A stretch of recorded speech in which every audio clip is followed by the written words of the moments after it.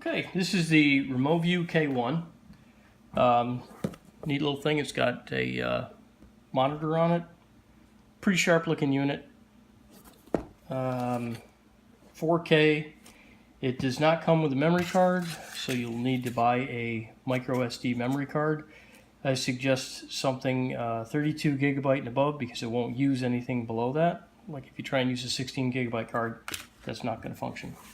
So let's go ahead and unbox this little puppy. I'm being careful with the box because I'm going to have to use this box later, probably for storage. That's just how I roll. Get this out of the way, I guess. I don't need that anymore.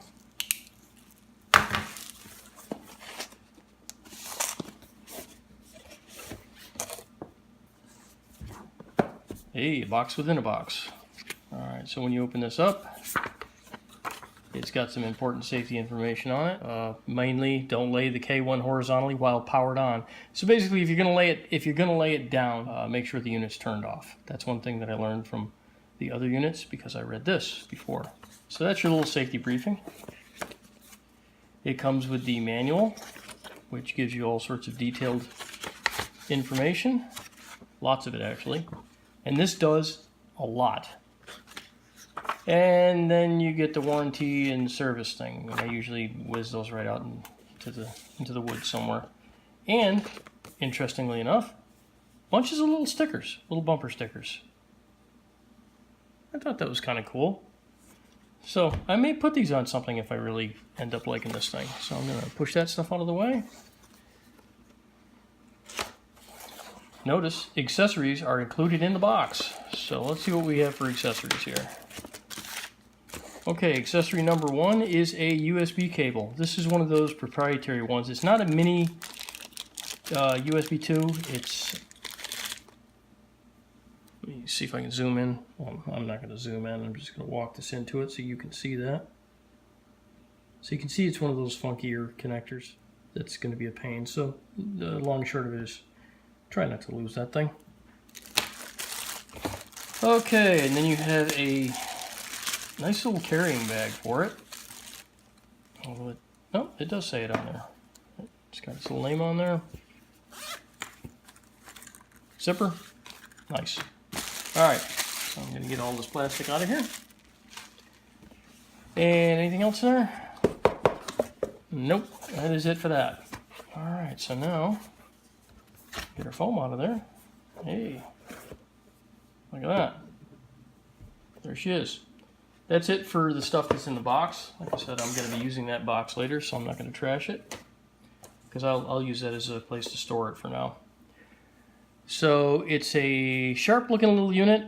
One of the things I found out right off the bat is even though there's a USB port right on the back of this here, this USB port does nothing but charge the unit. You cannot transfer your information. So the only way to transfer your information is to pull your mini USB card out. So I don't have a USB card in there yet, so that's why I had to buy that unit separately. And I'm going to probably try and fight this out of the package later because I don't know if I'm going to be able to get this. And this really isn't part of the unboxing. This is just ultimate frustration with... Oh, there we go. Excellent. This is a particularly nice little Lexar setup. Like I said, completely unassociated, but it's a little USB setup so that you can plug it right in. I like it. Anyways, that's another review. So I'm going to take my card. There's a little notch on here, and then let me see if I can get you close enough so that you can see that. Yeah, you can see that. So you can see the little notch on there. Just line it up with the little notch on your card. And in it goes. Alright, now you've officially got your card in there. Now, we can start peeling off plastic because we don't need this piece of plastic. We certainly don't need this piece of plastic. And don't need this piece of plastic either. So I'm going to peel those off.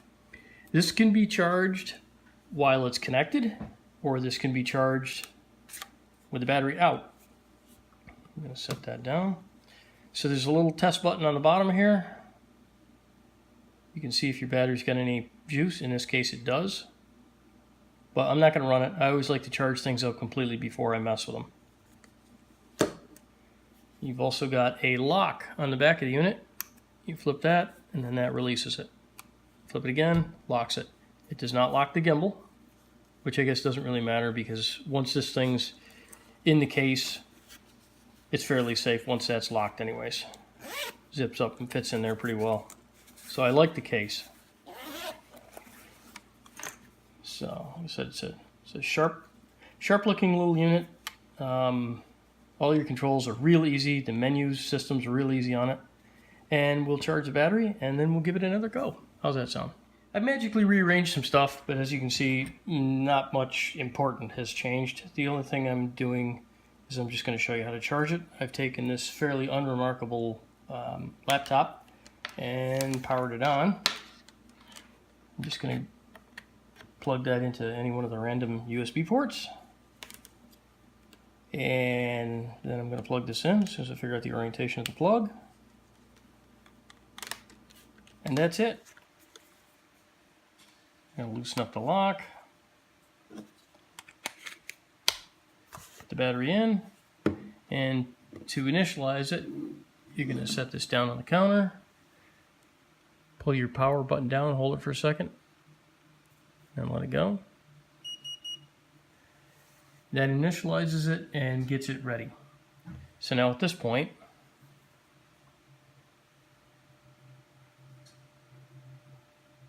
now it is officially running. And it's looking at you. If I wanted to look at you in the selfie mode, there's a trigger button here. I can hit that 3 times. And now we're in selfie mode. And it even says selfie mode, which I think is pretty cool. Hit that 3 more times. And it goes back around to the front. Alright, so there's a menu button right down here. Gonna hit the menu button. And we've got our settings. So I'll use this little jog knob. And then I'm hitting the trigger. And then this brings you down through all of your display modes. So first thing I'm going to do is, because I've got the card in there now, I'm hitting my trigger button. Delete all files, yeah. Hit my trigger button again. That basically just formats the card, because you want to start off with a fresh card when you're working on here. I don't care about the information, but I did care about date and time. You can also hit the record button, which also does the exact same thing. Now I'm going to go to my time. Once again, you can hit your record button or you can hit the trigger button. Doesn't really matter. They both work as enter. Alright, hit my menu again. I'm going to hit my menu yet again to get it completely out of that. And now we're ready to go in shooting mode. So at this point, you are ready to go. All you got to do is hit your record button and it's starting to shoot. So I'll just move this around a little bit. Ta-da-ta-da-ta-da. Okay, good. That was a great shoot. I hit my record button again to stop it. And now I'm going to hit the menu button. I'm going to move this thing over and down. Now I'm in playback. I'll hit the play. As you can see, that's the only video that I've got on there. Otherwise, you could move to it from different areas if you had more. And then hit the trigger button. And then I'm going to hit the trigger button again.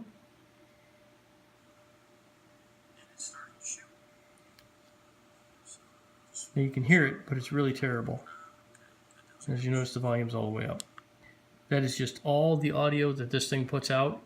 It is barely possible to hear it. That's the only downside I can see on this unit. There is no headphone jack, but there is a mic jack. So you can use a wired mic, which is actually kind of handy. We've tried that out today with one of the wireless mics that we had, and it worked out really well. There is a tripod socket on this, so you can connect this thing up to a tripod. There's also what looks like to be a charging port. I did not get that accessory. Very cool machine. It's light, easy to use. It's also got a Wi-Fi mode, which I probably should mention because I think the Wi-Fi mode is one of the coolest things on here. So you hit your, oh, get hit. I'm hitting it too many times. Slow down. Go to my little gear there, hit my trigger, and I don't know if you can see that or not, but the first thing that's on there is Wi-Fi. Alright, so I hit my trigger again, and I hit my trigger again. So by trigger, I'm hitting this. You could also hit the record button. It's going to do the same thing. That will switch the Wi-Fi on, and at that point, you can use your cell phone. I'm not sure how well you're going to be able to see this, but I'm going to try and show it to you anyways. So I've got the camera on Wi-Fi mode, and I found the camera here, so I'm clicking on that. It's asking me for the password, which is 1, 2, 3, 4, 5, 6, 7, 8. And I've done that wrong because I'm typing with the wrong hand. So I'm going to delete that. Let's try that again. Okay. Aim down here. 1, 2, 3, 4, 5, 6, 7, 8. Join. Hopefully you can see this. I'm not really sure. It might be fuzzy in there, but anyways, it is officially joined the network. Now I'm going to go over to the application which I downloaded from the App Store. It's a freebie, and it was as easy as just looking in the App Store for REMOVU. If you can do that, you're going to be fine. Now it says connection. I hit connection. And then it gives you a whole bunch of different things in here that they're all like little hints. So I'm going to X this out right now. Say, yeah, okay, exit the guide.